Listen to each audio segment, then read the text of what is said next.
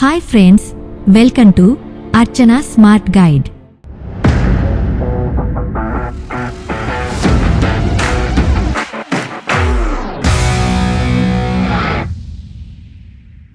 వింత ఆలయాలు, అంతుబట్టని రహస్యాలు.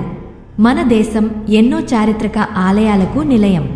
ప్రపంచంలో ఎక్కడా లేనంత పురాతన వారసత్వ సంపద మన సొంతం. చాలా ఆలయాల చరిత్ర, విశిష్టతల గురించి మనందరికీ ఎంతో కొంత తెలుసు. అయితే ఇప్పటికీ కొన్ని టెంపుల్స్లో అంతుబట్టని రహస్యాలు చాలా ఉన్నాయి. అవేంటో ఎందుకో తెలుసుకుందాం. మనందరం కంచి నుంచి కాశ్మీర్ వరకు ఎన్నో ఆలయాలకు వెళ్తుంటాం. దైవ దర్శనం తర్వాత కాసేపు అక్కడే ఉండి ప్రసాదం స్వీకరించి తిరిగి వెళ్ళిపోతాం. అయితే ఆ టెంపుల్స్ వెనక చాలా రహస్యాలుంటాయి. ఆ మిస్టరీలు ఛేదించేందుకు పరిశోధనలు జరుగుతూనే ఉన్నాయి. ఈ ప్రపంచంలో మనది భక్తిభావ ప్రపత్తుల దేశం. 64 కోట్ల దేవుళ్ళు, దేవతలు నడయాడే పవిత్ర భూమి. అందుకే ప్రతి వీధిలో ఓ గుడి ఉంటుంది. అయితే అన్ని గుళ్ళు ఒకేలా ఉండవు. కొన్ని వైవిధ్యంగా ఆశ్చర్యం కలిగిస్తాయి. కొన్నింటి చరిత్ర నమ్మశక్యం కాదు కూడా. అసలు ఇలాంటి ఆలయాలు కూడా మన దేశంలో ఉన్నాయా అనిపిస్తుంది వాటి విశేషాలు తెలుసుకుంటే. ఇంకొన్ని గుళ్ళైతే వాటిలో జరిగే ఆచారాలు, సంప్రదాయాల్ని చూసి ముక్కున వేలేసుకుంటాం. ఇవన్నీ ఒక ఎత్తైతే 2000 ఏళ్లకు పైగా చరిత్ర ఉన్న పురాతన ఆలయాల ప్రాశస్త్యం అంతా ఇంతా కాదు. మరి అలాంటి ఆలయాల గురించి సింపుల్గా తెలుసుకుందాం.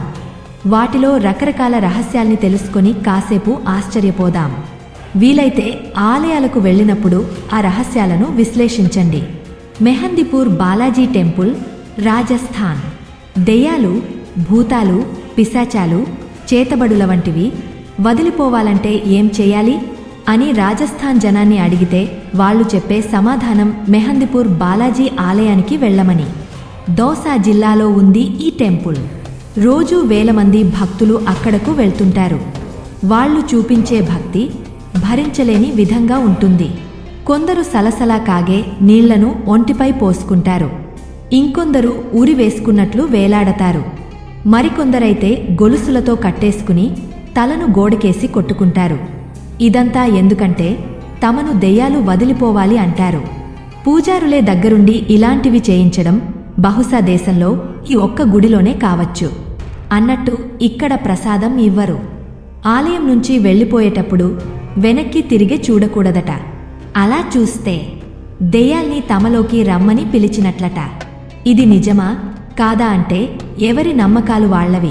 కొడుంగళూర్ భగవతి టెంపుల్, కేరళ. సాధారణంగా మనం దేవుణ్ణి కీర్తిస్తాం. అదే ఈ టెంపుల్కి వెళ్తే మాత్రం తిట్టాల్సిందే.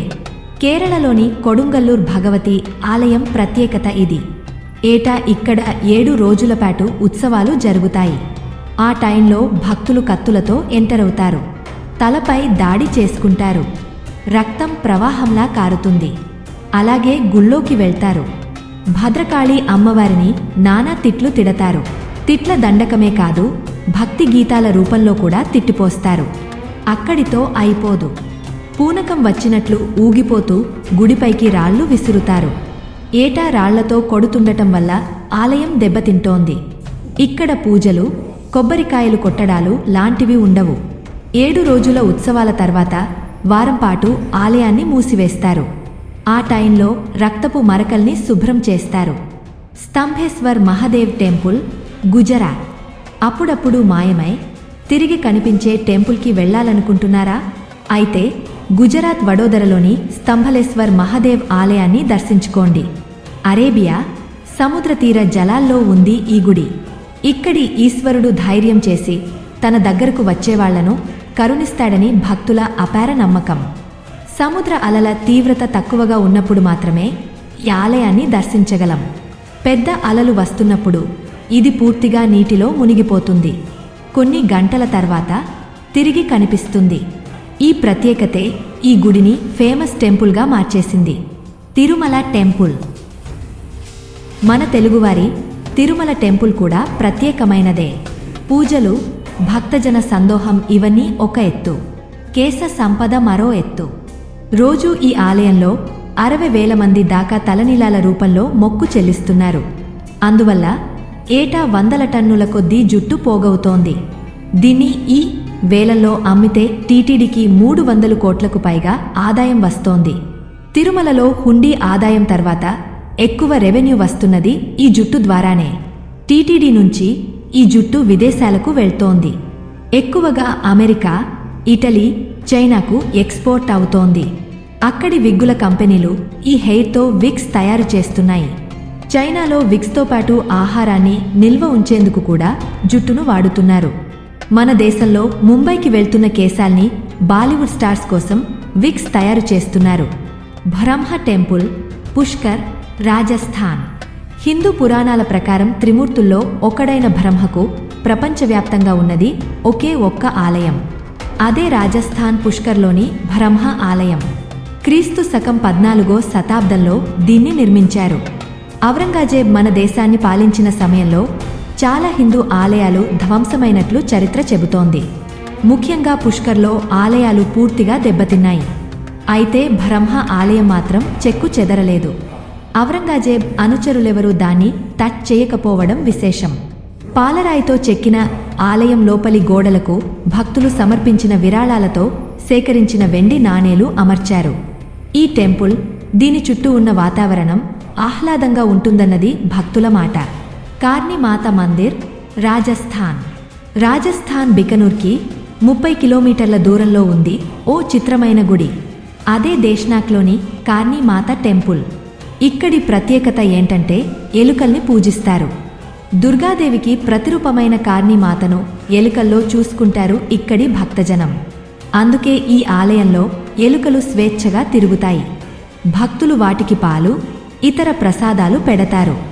బికనూర్ పర్యటనకు వెళ్లే టూరిస్టులు తప్పనిసరిగా ఈ ఆలయాన్ని దర్శిస్తారు. ఎందుకంటే ఎలుకలకు పూజ చేయడమన్నది అరుదైన విషయం. చాలామంది వాటిని వీడియోలు తీసుకుంటారు. పాల చుట్టూ రౌండ్గా ముగి ఎలుకలు పాలు తాగుతుంటే ఆ దృశ్యాల్ని మొబైల్ కెమెరాల్లో బంధిస్తారు. కాలభైరవనాథ్ టెంపుల్, వారణాసి. ఏ గుళ్ళోనైనా స్వీటో, హాటో ప్రసాదంగా పెడతారు. ఈ టెంపుల్లో మాత్రం మద్యాన్ని ప్రసాదంగా ఇస్తారు. మధ్యప్రదేశ్ ఉజ్జయినిలో శివుడి ప్రతిరూపమైన కాలభైరవనాథ్ ఆలయం ఇది. ఇక్కడ నైవేద్యం సహా దేవుడికి సమర్పించే ప్రతిదాన్ని మద్యంతోనే తయారు చేస్తారు. అది విస్కీ కావచ్చు లేదా వైన్ కావచ్చు. కాలభైరవుడి నోట్లో ఆల్కహాల్ పోస్తారు. దాన్నే ప్రసాదంగా భక్తులకు ఇస్తారు. మామూలుగా ఆలయాల చుట్టుపక్కల షాపుల్లో పువ్వులు, స్వీట్ల వంటివి అమ్మడం కామన్. ఇక్కడ మాత్రం ఏ షాప్కి వెళ్ళినా మద్యమే అమ్ముతారు. చైనా కాళీ టెంపుల్, కోల్కతా. కోల్కతాలోని తాంగ్రాలో చైనాటౌన్ ఉంది. దానికి ఆ పేరు రావడానికి కారణం అక్కడ ఉండేవాళ్లలో చైనీయులే ఎక్కువ. వాళ్ళు కాళీమాతను పూజిస్తారు. అందుకే ఈ ఆలయానికి చైనీస్ కాళీమాత టెంపుల్ అనే పేరు వచ్చింది. మనమైతే అమ్మవారికి నైవేద్యంగా ఏ పులిహోరో, స్వీటో పెడతాం కదా. చైనీయులు నూడుల్స్, చాప్ సూయ్ లాంటివి పెడతారు. అదే ఈ ఆలయం స్పెషాలిటీ. ఆలయం చుట్టుపక్కల అంతా చైనా ప్రజలే ఉంటారు. కాని వారు ఆలయంలో భారతీయ సంప్రదాయాలని పాటిస్తారు. చెప్పాలంటే వారు అటు చైనీయులలా, ఇటు భారతీయుల్లా వ్యవహరిస్తారు. ఈ వీడియో మీకు నచ్చినట్లయితే లైక్ చేయండి, షేర్ చేయండి. ఇలాంటి మరిన్ని వీడియోస్ కోసం ఛానల్ని సబ్స్క్రైబ్ చేసుకుని బెల్ ఐకాన్ మీద క్లిక్ చేయండి. నెక్స్ట్ వీడియోలో మళ్ళీ కలుద్దాం. Thank you.